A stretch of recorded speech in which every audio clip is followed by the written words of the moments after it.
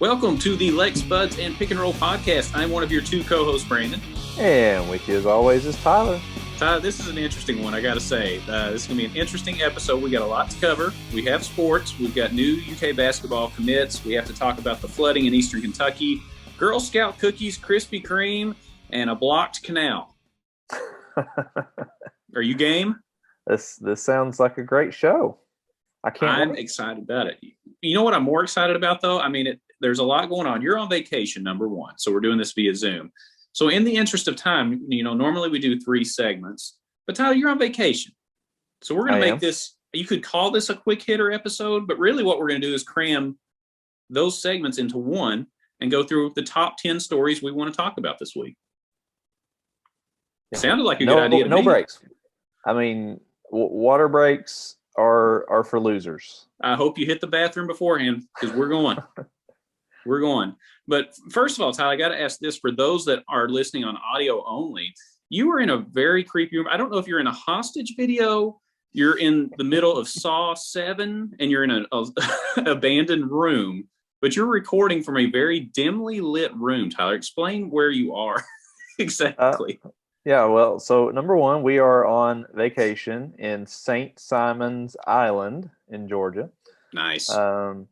We are in a large house with 6 children, second grade and younger, and 5 adults. We have 11 people here in the house, and I'm in the only unoccupied bedroom, which so happens to be the lights in the room do not work. So I have 2 table lamps plugged in. In what appears, it kind of looks like a jail cell in here with the concrete walls and everything. So that's what's happening right now. But the vacation has been great. We have spent a couple days at the beach. We did the putt golf. All the things you have to do. Always a winner. Vacation. No matter how old you get, does putt golf ever get old? No, it doesn't. I had 3 hole-in-ones. It was very exciting. That is a pretty big deal. Did you get a prize or anything? No prize. No prize today. That's all right. And then we're headed to Disney tomorrow. Headed to Orlando. So fun. The fun continues. What's going on? What's going on in Lexington? Man, not a whole lot. Not a whole lot. I mean, I'm just working like a madman. I think I finally realized that I'm going through a midlife crisis. So there's that. Yeah. Did you buy a convertible this week while I was gone? No. Can I tell you what my midlife crisis was, Tyler? Oh, I can't wait to hear this. I went to the Subaru dealership and I'm thinking about getting a Subaru Outback. That's my midlife crisis. It's not a Corvette. It's not a Corvette. That's not practical. I went and I've accepted my fate. I think I know who I am, and I think I like them. Well, I don't think you can call that a crisis then. It sounds to me like you've had a midlife acceptance instead of a midlife crisis. You've just You think? You think? I don't know. I don't know how to feel about it. I didn't get it yet. I'm supposed to go look at it tomorrow. I may get it. But, I walked off the lot and I was like, when I was 38, I thought I'd have like a Prowler, a Corvette, and all this stuff. And now I'm like, not practical and not, I want something safe and reliable. Well, you can't get more safe and reliable than a Subaru. I mean, come on. I guess. And then the other day I was out, picking weeds out of the flower bed. This is who I am now, Ty. This is who you were co-hosting with. And I'm sitting in the studio now. It feels very lonely here without you, Ty. I don't feel right recording the show here in the studio without you, but we must persist. We do. We have to do it. It's episode 50. This is a huge occasion. We couldn't miss this week. We have to go on. Yeah, 50. I mean, what do you do for 50? Isn't that the gold anniversary, the silver, or something? I'm sure it's something very nice. It'll be the bourbon anniversary when you get back. How about that? Yes. We'll celebrate. That sounds great. Yeah. We'll celebrate episode 51 like it was episode 50. Absolutely. Well, Tasha, we just get to it. Like I said, we've got the top 10 stories that we thought were of most interest. We're going to cover sports, some Kentucky-related news outside of sports as well, some fun national stories. But Tyler, if you're ready to get in it, big news just landed today. Davidson transfer Kellen Grady has committed to the Cats. Grady is, yeah, exactly. He shoots at nearly a 40% clip from the three-point line, Tyler. could help our backcourt quite a bit. We've got Devin Askew coming back. We're still unsure of what Davion Mintz is going to do. We've got some freshmen coming in. But what do you think about this commitment? I mean, it's obvious Cal may be looking towards shooting as being a good thing. What? You're kidding Craziest me. thing I've ever heard. I mean, I'm excited about this. I really am. If you look back, I was just trying to think when I heard this, like, when was the last Calipari team where we had multiple 3-point shooters in our backcourt? I mean, you look at our best teams, like 2010, you had Wall, Bledsoe, and Dodson. They were not great. No, 2012. I mean, you had Lamb, but Teague wasn't a good 3-point shooter.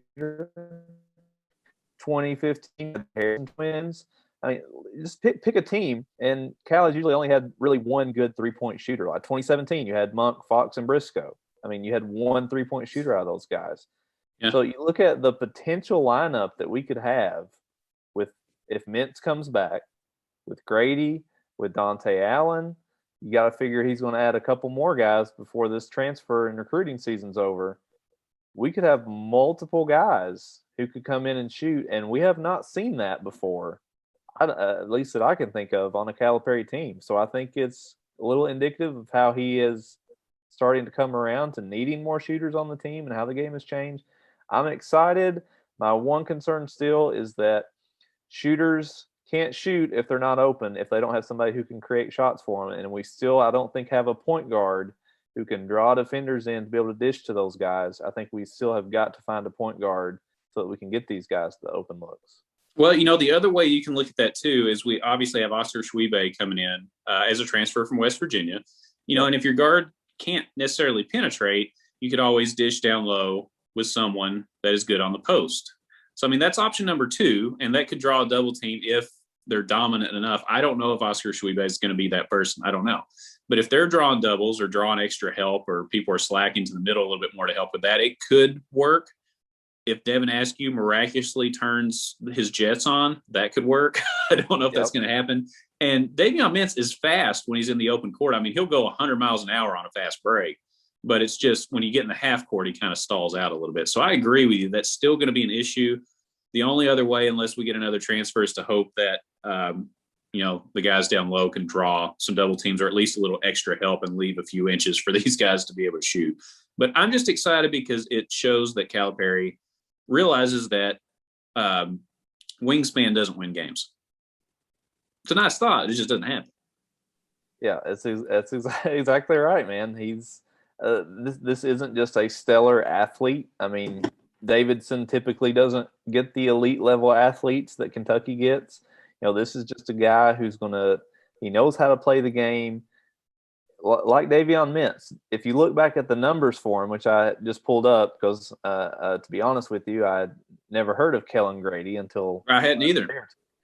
But his scoring average, his freshman year, 17.1. Next year, 17.2. Next year, 17.3.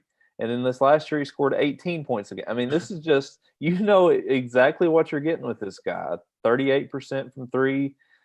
Just, you're going to get high IQ, knows how to just play the game, make the right decisions. Not going to be a dominant athlete, but he's, I think, 6'5", 6'6". So he's going to be tall enough that I think he'll be able to get good looks. Even if we're not creating space, he's going to be able to shoot over top of people. And I think for once, I don't think teams are going to be able to play zone against us.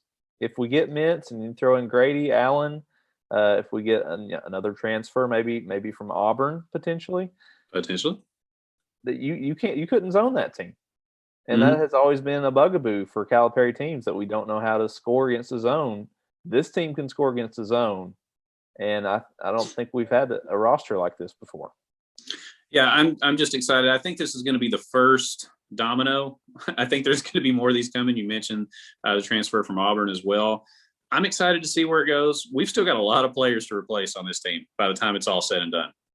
So for me, there's also this little bit of, okay, I'm going to wait and see if this works, because we saw last year when you completely rebuild a team, it can be difficult. And we're looking at this year with like 3 or 4 players coming back and saying, oh my God, we got so many returning guys. What? 3 or 4 players left. Yeah, exactly. We used to freak out when 3 or 4 people left. Now we're getting excited that we have 3 or 4 back. So I think the goalposts have moved a little bit, and I think as fans we've got to be careful to still not think that that's a great thing. That's still not long term. I don't think a winnable formula. Can you catch lightning in a bottle with guys that are coming in as 5th-year transfers? Don't know. But I do know that this guy scores a lot of points. He shoots threes really well, and he was a 2-time Atlantic 10 first team player. That's good. I will take that considering what we saw with unknowns coming in as freshmen this past year. I will take a known every day. Yep. I mean, it's like you've always said since we started this show. You want to see it on the court with the highly touted high schoolers coming in. Well, with this, we've seen it. We know exactly what we're getting. If Mintz comes back, we know exactly what we're getting. We might have 2 seniors starting in our backcourt, which I don't think don't talk like that. Don't talk like that. That doesn't happen. Ramel and Joe Crawford. Oh my God, that's crazy talk. It could happen. It could happen. It could happen. Right. Well, Tyler, speaking of, I think this will raise our NCAA tournament ambitions for next year. But speaking of that, looks like the ratings, at least for the tournament thus far, are on par with what they were for the 2019 rounds, which is good. It means people are tuning into the game, even though the Blue Bloods aren't playing a role at all in this one. And, I just want your overall thoughts on that. Are you surprised, first of all, that the ratings are on par, even with, Duke, Kentucky, North Carolina, Michigan, all these teams not really contributing anything except a soundbite or something every now and then because we ain't in it. How do you feel about that, and what are your overall thoughts of the tourney so far? Well, let me first ask you. We talked last week. You said you had not watched a single game of the first 2 rounds. So we are now in the Elite Eight. Have you watched any of the Sweet 16 games? Have you done any homework since last week? I think my internet connection's cutting out, Tyler. I didn't hear the question, but what I'll say, no, Tyler, I haven't watched it. I haven't watched 1 second of one game. Oh my goodness! Okay. I can't do it, man. Kentucky's not in it. It's just hard for me to watch. I feel bad. I'm a Kentucky fan, and it's just too depressing. It hurts to not have us in it because, you see a team like Gonzaga just go through it all year and just beat the crap at everybody. And it looks like they could be well on their way to an undefeated season that we should have had in 2015. So I don't want to hear it. It depresses me. And I feel like Gonzaga is going to take our hard-earned glory from us of being an undefeated team. That should have been us. Yeah, I think that's the worst-case scenario of any team left winning it is Gonzaga because of the potential to have the 40-0. And going in, if they make the Final Four, and especially if they're in the championship game, we're going to see that Wisconsin game replayed 1,000 times. Oh, God. Don't say that. I am rooting for somebody to knock out Gonzaga before it gets to that point. It's probably actually a good thing that you haven't watched because the Sweet 16 has been one of the worst rounds of the NCAA tournament I can remember. We had so many upsets in the first and second round, which is great. It's exciting. Everybody loves the Cinderella. Everybody loves the upset until they get to actually playing an elite team and play the 1 seeds and the 2 seeds, and then they get destroyed, which is what has happened in 90% of these Sweet 16 games, and it's currently happening right now. Is Oregon State has run into a buzzsaw against Houston, which by the way, that means the Cougars are stomping the Beavers right now. For those of you scoring at home. Okay. Thank you for that update, Ty. This is the insight and analysis you don't pay for to watch or listen to our show. People get this for free, Tyler. Can you believe that? That's right. You get exactly what you pay for. You do. It is setting up for what could be an awesome Final Four. If all the favorites win these games, you could have Gonzaga, Michigan, Houston, Baylor. Those are all 1 and 2 seeds. Could be an awesome Final Four, and I think that would get extremely high ratings because all those teams are really good. Even though most of them aren't known brand names, the Blue Bloods, like you said, could be a really good Final Four, but the Sweet 16 and Elite Eight has stunk. Well, let's think about this, Tyler. You said the worst case scenario would be Gonzaga winning, right? Yeah. And they could be one of the 4 teams in the Final Four there. Out of the other 3 that you mentioned, what is your best case scenario? We know Gonzaga is the worst. If you had Michigan, Houston, or Baylor, who do you pull for in that? Boy, that's a tough one. That's why I ask the questions. I'm a regular Phil Donahue over here. I mean, I guess I'm one rooting for whoever is playing Gonzaga. But I guess if I had to pick another team, I don't want Michigan because I still have bitter feelings about Chris Webber beating Jamal Mashburn in the '93. See, I would take Michigan. If I'm looking at it, I would take Michigan. I thought the Fab Five was cool when I was growing up. They had the cool uniforms. And Juwan Howard, I mean, it just makes sense. Juwan Howard is what Penny Hardaway was supposed to be at Memphis. And Penny is not that. Juwan is the real deal. And, I just always liked those guys. I love that team. It hit me at the right time when I was growing up. I was like 11 years old, 12 years old, watching those teams. Amazing. Of course, they did beat Kentucky and Mashburn, like you said, but other than that, I loved them. I thought they were cool as heck. So I would pull for Michigan in that case. Okay, all right, interesting. I guess I'm going either Baylor or Houston because who really cares if Baylor or Houston wins? Like I have no animosity whatsoever towards either of those teams. I do worry Michigan could become a power under Juwan Howard. The way no he's got that team rolling, I don't really want them to win and him pick up some steam there. He's already got it. He's already got it. There's an excitement level around that program right now. It's going to be there regardless. Yeah, you may be right, unfortunately, but I'm excited about a Final Four. Yeah, we'll see. We'll see what happens. I may actually try to watch one of the Elite Eight games. We'll see. Stay tuned, Lex Buds Nation. We'll keep you posted on that one. Yeah. So moving on to football. This is story number 3 of our top 10. Coach Stoops had some very glowing reviews of the UK offense, and new offensive coordinator Liam Cohen has said he wants to feed Chris Rodriguez the ball at least 20 to 25 times a game in some capacity, and some of that may be in the passing game. Things are looking good. Stoops is optimistic, and the coach is finally realizing that Chris Rodriguez could be our best offensive player, you think. Excited to hear the news, Tyler, or are you going to wait and see it on the field? Well, I mean, it's like we always say when we hear reports that the offense is looking really good or the defense is looking really good. So if the offense is looking great, what does that mean about the defense? Does that mean the defense is just terrible? It's so hard to take anything away when you're just talking about practicing against yourself. That being said, I like to hear that we're moving the ball.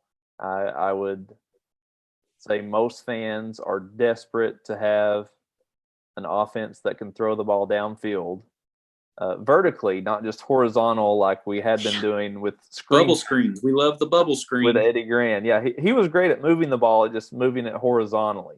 So if they just stretched the field and made it wider, we would have dominated. Oh, yeah, we would have been national champions, no doubt. So I'm optimistic, but I don't really take anything away from those comments other than we'll wait and see.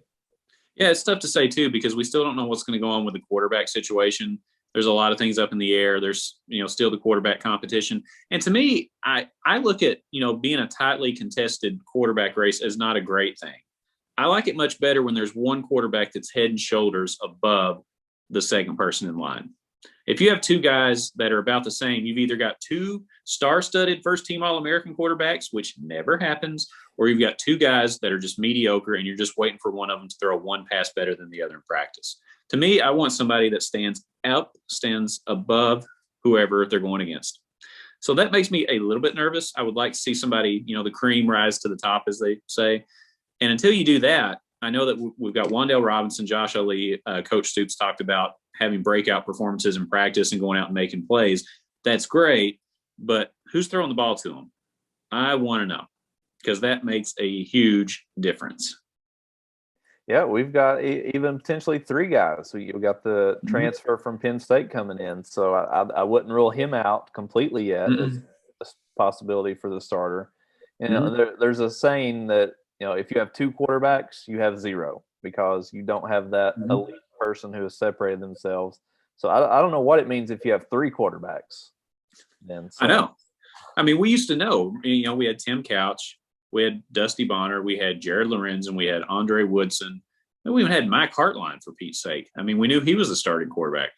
And you just knew going into the season who your guy was. And I think that makes a big difference. The team needs to be able to rally around one person as the leader of the offense and just know that that's where it's going. I think the longer you leave stuff up in the air, the more confusing it will get. Hopefully those questions will get answered. They may not get answered in the spring because, like you said, we still have a transfer from Penn State. But hopefully by the fall, they've got somebody that is a clear cut. Somebody's put extra work in the tape room, and they are watching film. They're getting the offense down. We got a new offense this year, so who's learning it faster? Who's got it down? That's going to be what it comes down to, I think. So whoever wants it, it's out there. Yeah. Well, who do you hope gets it? Who does Brandon Boyd to see at quarterback this fall? I don't care, Tyler. If you went out and played quarterback, if they said you were good enough to pass the ball more than 5 yards down the field, I'd be happy. It's hard for me to say because, Joey Gatewood's a great athlete. Bo Allen came in very highly touted and a native Kentucky. And so they both have different attributes that I think would be good. I just don't know what kind of offense exactly Liam Cohen's going to run until I see it on the field. So it's hard for me to say, do you want Bo Allen out there when, Liam Cohen's offense dictates that somebody with more athletic capability like Gatewood would be better? I don't know. I just want whoever fits the offense and can do what the offensive coordinator wants. Yeah, but it sounds like we just need somebody who can hand the ball off to Chris Rodriguez 25 times a game. Simple. As long as they can do that, I think we'll be okay.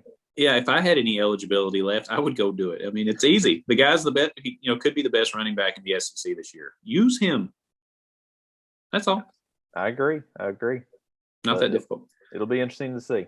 Yeah, absolutely. Moving on to topic number 4, Tyler. I know you've been on vacation here, but I don't know if you saw if you've seen any of the pictures of the flooding in Eastern Kentucky. You're aware that's where we grew up. We grew up in Whitesburg, Kentucky, way back in there in the hollers, and that area has been hit yet again with more flooding that many residents there say is even worse than the first time.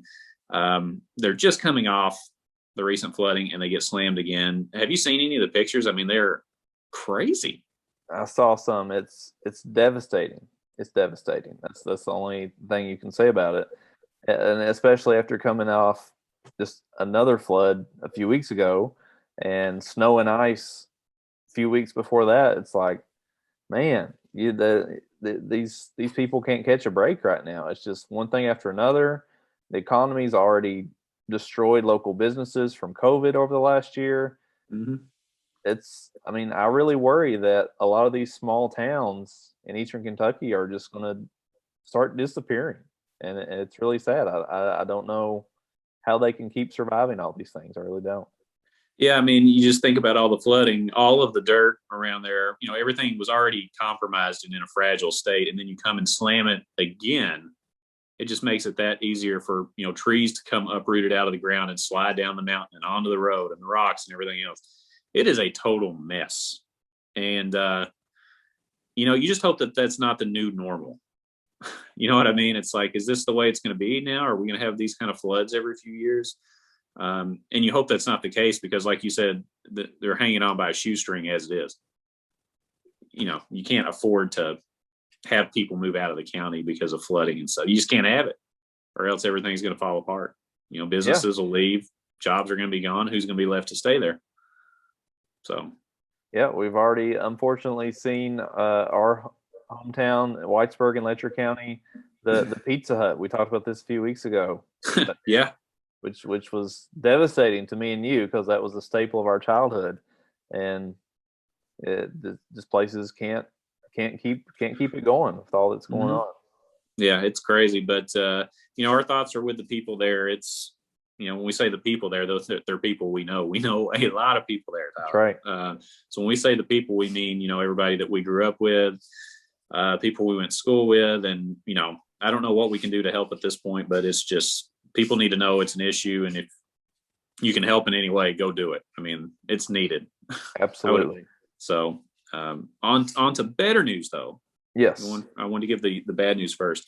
Alyssa Ray has made it to the top 24 of American Idol. Tyler, Alyssa is from Perryville, Kentucky. She was featured in the last episode as the first participant of the episode, and they basically put her straight through and said, yeah, go on. you're in the top 24. She'd already punched her ticket to Hollywood. She knocked it out of the park during her audition again here, making it to the top 24. Tyler, are you excited about American Idol? Did you ever watch American Idol? And who, if you did, is your favorite American Idol participant? Well, number one, where is Perryville? I've heard of it, but I don't know where is Perryville? It's up in there. Yeah, back deep. I looked at it right before the show. What?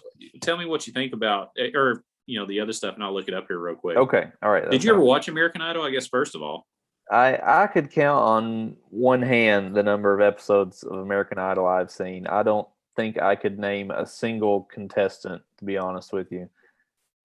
You sent me this as a topic that Alyssa had made it into the top 24, and I was like, well, good Lord, how many contestants are there? I mean, so do they start with 24, or like were there 100? Well, first of all, how do you get, like, is that a big deal to get into the top 24? First of all, you got a lot of contestants. Tens of thousands of people auditioning across the country. Tens of thousands, easily. And then they narrow that down. They send everybody to Hollywood. They could send 70, 80 people to Hollywood. And then they go and do the auditions and they cut it down to the final 24. And she easily made it through. So a lot of people are saying that she could be one of the favorites to win the whole thing, which, by the way, Perryville is just outside. It's between Harrodsburg, Danville, Lebanon, kind of in that area, about 50 miles away from Lexington. Okay. So, local talent. And I don't know, it's exciting to see, with all the bad news that's happened with the flooding, especially, it's good to have some kind of ray of hope that, there's something that people can watch and rally around in Kentucky. We are so divided these days. It's good to have at least one singular point. We couldn't rally around basketball this year. It was hard to rally around football, even though we went to a bowl game. We only won 4 games. So it's good to have something, I think, to rally around as a state. Yeah, and I'm not trying to dismiss, by saying, how many contestants are there. This is awesome. Great for her. A way to represent the state. Hope she does. Yeah. Awesome. Hope she makes a huge run. Hope she wins, obviously. Yeah. But yeah. But top 24, you'd rather be in the top 12, or top 8. But 24 is a start. That's a start. Right. But I think the big thing was, a lot of people are taking away from her performances that she could be one of the favorites. We'll see, Tyler. I'm sure you'll be watching and being just as riveted by that as I am about the NCAA tournament this year. Well, after the tournament's over, I don't know what else to watch. So maybe I will actually watch now that Alyssa is going to be in it. There you go. Tyler, I guess back to some bad news in Kentucky. A man was arrested outside of UK Medical Center in Lexington wearing body armor, carrying weapons, and having explosive devices in his car. He was arrested before anything took place. He just entered the medical center. There's footage of this online if you want to take a look at it. Just entered the building, body armor, everything, and police arrested him shortly thereafter. Tyler, you're over in that area, with some of your work stuff every now and then, right? I mean, oh yeah. Do you ever think about stuff like that? I just got to ask on a personal level. I mean, that's just kind of crazy that somebody would just walk into a building so brazenly with all that on. Yeah, no, it's never once crossed my mind, but now it's going to cross my mind every single time. Just like, 10 years ago, I never thought about making sure I knew where the exits were in a movie theater in case somebody came in and opened fire. I mean, it's like we see these tragic events happen. What happened in the massage parlors recently? And they just keep happening in places where we're like, I just would never dream of that. You just always assume you're safe in these places until you're not. And this was just a crazy story. I mean, huge shout out to the local law enforcement in Versailles, where this guy was no from, kidding. Yeah. Basically told UK that, like, he's headed there. He's coming right now. I mean, that's just amazing that they were able to be so on top of this and basically prevent anything from possibly happening. Just a crazy story. And then apparently they go back to the guy's house and he has all kinds of explosives at his house. So they clear out the whole neighborhood. And I understand they I guess lit off some of these devices that were just crazy. Like, it boggles my mind. Like, can you imagine if a police officer, the FBI, comes to your door and like, excuse me, sir, we're going to need you and your family to leave because we have uh, somebody building bombs in the house next to you and we just arrested him. I can't imagine it. Like, what his neighbors are thinking. They probably walked by his house dozens of times, had their kids playing out in front of his house, or walking their stroller down the sidewalk or whatever. Just unbelievable. I can't imagine something like that happening. It's crazy, and we're going to get to learn a lot about this guy. I mean, nobody was killed. We're going to find out a lot. There's going to be more developing in this story, and we'll see what kind of person he was, why he was doing what he was doing. I mean, because in reality, he could have just walked in the building and started opening fire. Why didn't he? You know what I mean? There's a lot of weird things. It's like you walk in with all this stuff and then you just walk back out. Like, you know what I mean? Something just doesn't add up. So I'm curious if he got scared and backed out of something, if he was trying to plant, explosive devices. I don't know. There's several different ways that could go. So we'll find out as the weeks go on, I guess. Yeah, but I agree. Tyler, this is really interesting. I don't know if you got to keep up with this or not. This is story number 7 in our top 10 this week for stories we're covering. The canal has been blocked, sir. The Suez Canal, a major shipping location, has been shut down by a ship that is essentially turned sideways in the canal and has become lodged in the ground, leaving ships all around the world, and that can even be seen from space. The line is so long. Stuck. Shipments all over the world are being delayed because of this canal blockage. Have you seen this picture, Tom? I have.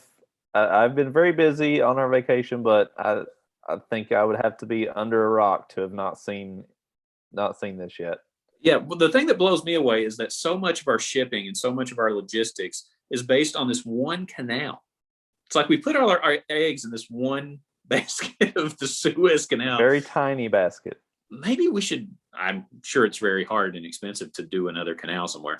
But my first thought is maybe we should have another route somehow. Could we work that out? I don't know.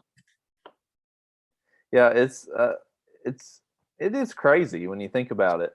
But the best thing of this whole story is, of course, the Twitter memes and the joke. I mean, how did we ever get through life without the social media hilarity on our news stories? Like 10 years ago, we wouldn't get all these great memes, all these great one-liners. The pictures of the little tiny little bulldozer working its way up next to this humongous ship, and it has been hilarious, some of the commentary on this, and like you said, it really is a good point that we are so reliant on this one little strip of water. But man, it's there's been some funny one-liners about it.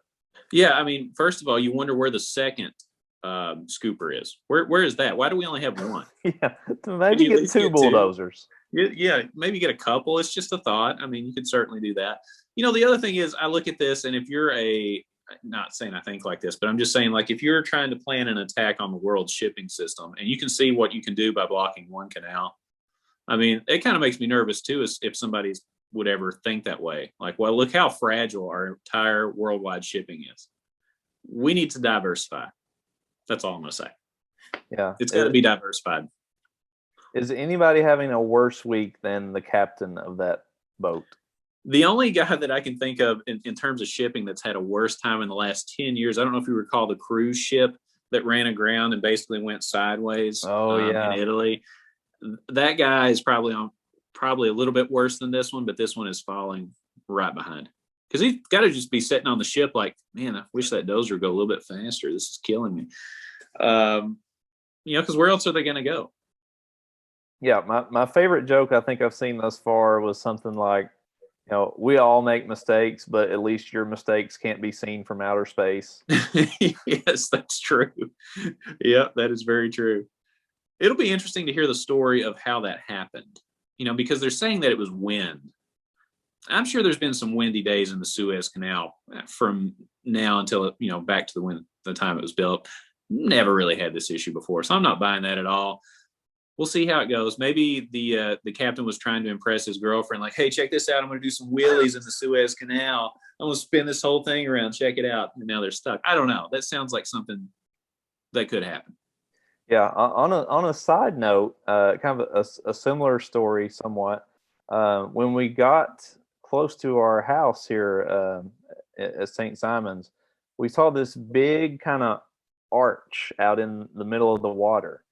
And the whole time we're like, what in the world is that? And so for, the couple of days that we've been here, we see all these cranes and things that's out in the middle of the water. We're like, are they building a bridge? Like, what is going on? And so we came to find out, like a year and a half ago, there was a ship that that crashed and basically got split in, kind of like the Titanic, and had just been sitting in the water for a year and a half. So they've got this big constructed device out there that they are the ship apart piece by piece to get it out of the middle of the ocean here. So Crazy. Quite interesting. Yeah. That is interesting. Well, we'll keep our eyes on the developments from the Suez Canal, because as of right now, that ship is still there and it ain't moving. So we'll see what happens. Tyler, this is really interesting. I found this online. I think I sent this over to you. There is a mask being developed in Mexico to help fight COVID, Tyler. This mask is a nose-only mask. So imagine a mask that you put around your ears that goes around to the front and only covers your nose, allowing you to eat and drink without removing coverage for your nose. Hey, did you see that? Did you get a chance to look at that? It's the most ridiculous looking thing It is. I've ever seen. It looks so stupid. It looks so stupid. What's the point? What's the point? I guess you're worried about covering your nose, correct? But in theory, if you're eating, you're opening your mouth wide open. Mm-hmm. Like my mouth is bigger than my nose. So if you're worried about something getting in, the nose is probably the least of your concerns, in my opinion. Yeah, I mean, I'm sure there's going to be some science come out on this that says that this is more effective than. I'm sure it's more effective than not having one. Tyler, if Governor Beshear puts in a nose mask mandate, are you following it or are you not complying? Do you draw the line at the nose mask? Well, of course. I mean, whatever allows me to go out and eat in public, I'll do it. I'm not going to be one of those people, but I'm just trying to find your breaking point. That's all. I'm just trying to find your breaking point. Oh no, listen, I'm a rule follower. If they tell me I have to wear a tutu to Malone's to go eat my steak dinner, I will wear a tutu. I will whatever. I will do whatever they tell me I have to do to get. Okay, I'm going to send this to Governor. I'm going to tweet this out to Governor Beshear right now. Make rule for tutu for dining. Okay, got it. Tweeted. But, see, what do you think? I'm against that part, mandate. But in all seriousness, on the mask part, it looks absolutely ridiculous. It looks like you're dressing like a clown. When you put on one of those red noses and you tie it on. That's what it looks like. You kind of look like a mix between Mickey Mouse and a clown with a little nose on the front. It looks completely ridiculous, and I don't know what the science would be behind that. My thought is, like I said, your mouth is wide open while you're eating. How are the little holes in your nose going to go against that? I don't know. That's the thing. And if you're eating, like you're going to be chewing, your mouth is going to be closed, and then that's going to be a miserable eating experience because you won't be able to breathe while you're eating. Yeah, sounds terrible. It does sound terrible. You know what's even worse than that, though, Tyler? What? I can't imagine what could be worse than that. I'm getting ready to tell you, and it's story number 9 in our top 10. Okay, a southern Minnesota man, Tyler, a southern Minnesota man. As if that makes a difference. Not northern Minnesota. Not northern. Southern Minnesota man has stolen $1,250 worth of Girl Scout cookies from a loading dock. That's something a southern Minnesotan does, apparently. Can you name a city in southern Minnesota? Isn't St. Paul and all that in southern? I don't know. Can you name a city in Minnesota other than Minneapolis or St. Paul?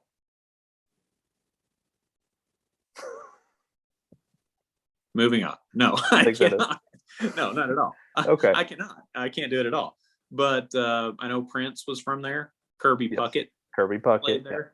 Yeah, Prince and Kirby Puckett. I guess this is something that a Southern Minnesotan would do. They felt it necessary to put that in there, so apparently they're trying to be derogatory towards Southern Minnesotans. But Tyler, is there anything like a Girl Scout cookie that would propel you to steal that much goods from a loading dock? I've got to ask. I mean, is there anything that would drive you to the point of stealing the food from the loading dock? Is there a food that you love that much?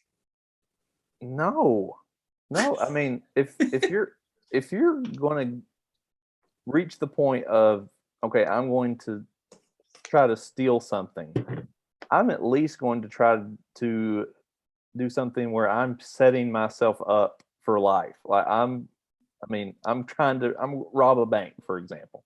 Mm-hmm. If you're just going after girls, well, it's the risk reward does not weigh out there. What is the reward for getting over $1,000 worth of Girl Scout cookies? Exactly. $1,000 worth of Girl Scout cookies. Apparently this guy thought that was the prize. That's enough for him to do it. I'm going to say he wants something. Those Thin Mints. He wants the Thin Mints and the whatever else. I don't eat Girl Scout cookies, so I don't know anything about them. But I mean, there's nothing that I would want to that much where I would steal it off a loading dock. That seems a little extreme to me. Wait, what do you mean you don't know anything about Girl Scout cookies? I mean, I just don't eat them. Never. I don't like sweets. You've never eaten them? I have, but I mean, they're fine. They're fine. I'm not a big dessert person. I'm not a sweets person. I'm not a dessert person. What? Name me a flavor of Girl Scout cookies. Thin Mints. Okay. All right. At least That's you it. can do Don't that. ask me to name two. Don't ask me to name two because I don't have it. I know Thin Mints is one. I'm sure there's a peanut butter one that you love. Peanut butter patties. Yes. Okay. There you go. I don't know. But yeah, this dude, come on, $1,200 worth of Girl Scout cookies. Go big or go home. I mean, there's no reward for getting that many Girl Scout cookies. Like you said, maybe for him it was, but all those calories. I mean, all the sugar. How expensive are Girl Scout cookies now? I mean, how many boxes? Those. I mean, because where was he going to fit them all? I mean, I can't. You would think $1,200 worth of that wouldn't even fit in your car. I mean, unless these are like $25 a box, maybe. I don't know, but I've got a theory. Okay, I would love to hear. Got a theory. I think that this man's shipment of Girl Scout cookies is stuck on that ship in the Suez Canal, and he got tired of waiting on them, so he took them off a loading dock in Minnesota. He said, "You know what? My cookies could be on that ship in the Suez Canal. I can't wait. I've got to have them right now." Maybe he ordered $1,250 worth of Girl Scout cookies and they just didn't come. So he decided to take them himself. Innocent until proven guilty, Tyler. You have just completely changed my outlook on this story, Brandon. That's quite the insight. We need to find out what else is on this boat in the Suez Canal, because those items might be in danger too. Yeah, well, let me tell you an item that I hope is not in danger, Tyler. And this leads into topic number 10. This is our last story of the evening.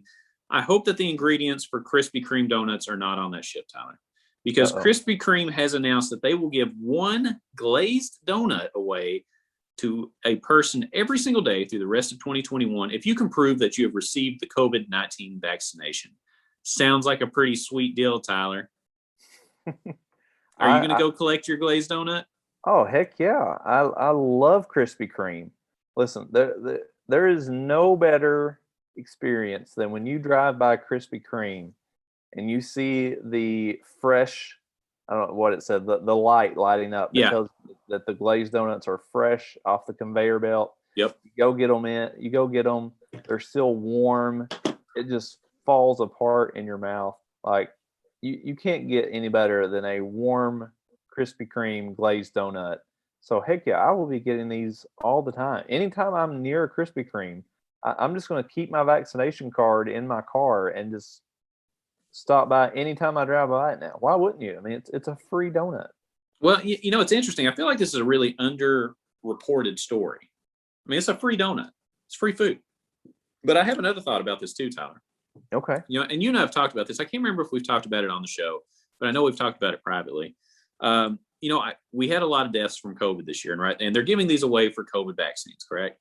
I've always thought that one of the reasons for the increased death toll in America is because we were so unhealthy to begin with.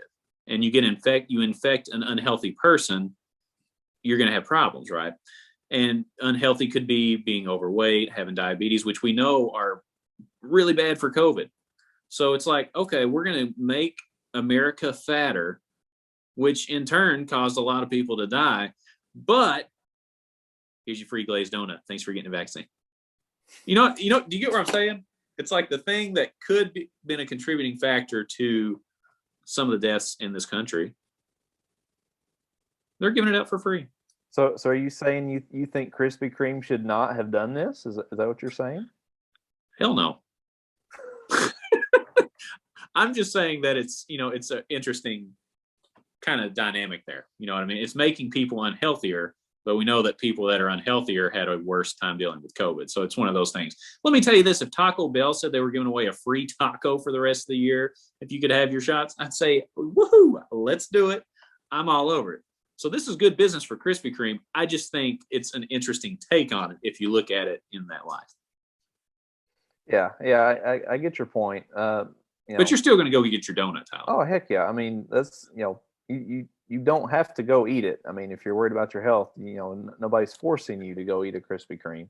But I think it's a genius marketing move because, I mean, let's be honest. How many people are going to just go to get one glazed donut? If you're going to get your donut. You're at least going to get something to drink. You're going to get your coffee. You may get another dozen to take back to your coworkers at work. Like they're not going to be losing money on this. They're going to be making money off most people from this. So I think it's genius. I love it. And anything that we can do to encourage people at this point to get the vaccination, maybe this is, maybe there's some. I can't imagine that this type of person exists, but if there was a person who was on the fence about getting the vaccine and they see, hey, I could get a free donut every day for the rest of the year, I'm going to go get it.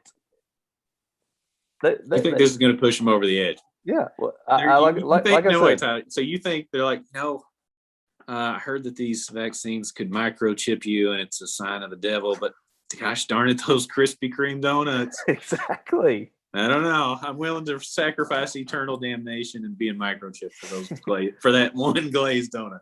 Like I said, I don't know who these people are, but I would love to meet them if they exist. And by the way, I don't believe any of the stuff I just said. I'm just saying that's what people are saying, just to be clear on that.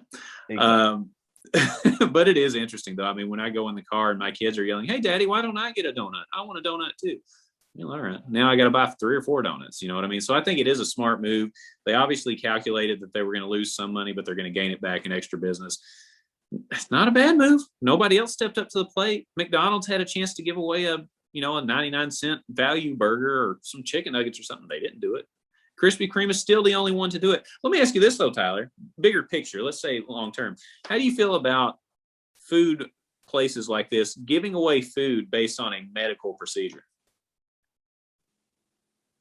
Just in the abstract. Let's think about it on the big picture. Mm-hmm. Like, oh, you had liposuction. Here's a free coffee from Starbucks. Here you had plastic surgery with Dr. XYZ. Free McFlurry for you. What are your thoughts on that? I'm just curious in general. I mean, you're comparing apples and oranges here. I mean, it's a pandemic. You can't compare. That's just true. I was just asking big picture. Like, let's say I get that this is a totally different thing, but let's say McDonald's gave away something for getting another vaccine of some sort. I mean, there's like all kinds of vaccines for all kinds of things. Do you think that food places should be getting involved in giving away food for certain vaccines? I'm just asking in general. It's not like I'm disagreeing with you on this one. I'm just asking in the abstract. I mean, because there's an anti-vaccination crowd out there. I'm not one of them, but there's a large anti-vaccination crowd out there. I was just kind of curious. Yeah, I don't know. It definitely. I can see. I know you like to play the slippery slope. I always like to play devil's advocate, Tyler. That's the most fun role to play. You do, and you do it very well. I like to make you uncomfortable is what I like to. I like to put you on the spot on your vacation to make you really uncomfortable to end the show. That's how I wanted things to go out on for this episode. Yes, thank you so much for that. You are so kind. But I mean, I guess I mean they're it's their business. They can give away food for whatever they want, right? I mean, there you go, Tom. See, that was easy, quick and painless, right? I agree. Any business can do anything they want, So yeah, I mean, I used to get a free movie rental at Showtime Video for getting straight A's on my report card. I mean, they could have given it away if you made all F's on your report card, but they said, we're going to do all A's. So yeah, true. Good point, Tyler. I like that. See, you brought some logic back to the story. Everything makes sense now. And that was the last story we had for our 50th episode. Woohoo! 50th episode. So I think it was a good one, Tyler. We covered a lot of material, a lot of fun stuff, but I'm going to let you get back to your vacation. You need to rest. You got a bunch of kids going to Disney World. They're going to be jacked up, ready to roll, and you need to be on your game. We do. We've got about a 3-4 hour drive to Orlando tomorrow. All the kids were in bed early tonight to rest up because it's gonna be a busy day. Good deal. Well, I'll tell you what, everybody follow us at lexbuds.com, on Twitter at lexbuds. Just type lexbuds into your internet machine, and we're going to show up like we always do. And we'll be back for another episode next week. I will try to watch an NCAA tournament game, Tyler, if I can. I will make no promises. Well, it's a good thing that you don't co-host a sports podcast or anything that you would need to watch the biggest sporting event of the year or anything. So yeah, it's just too difficult. I'm a Kentucky fan, Tyler. It's too difficult. It's painful for me, but I will try at some point to watch one game, probably the title game. I may put it on for the final minutes or something. But it was a fun one. Let's try to do this, Tyler. We know there's a Zoom delay, but let's try to go with our tagline at the end, see if we can do this, okay? Wait, maybe we should wait, and it's 9:50. Should we wait until the clock hits 9:51 and then we both say it? No, I like it better when we screw it up. Let's do it. Okay. Let's count it down.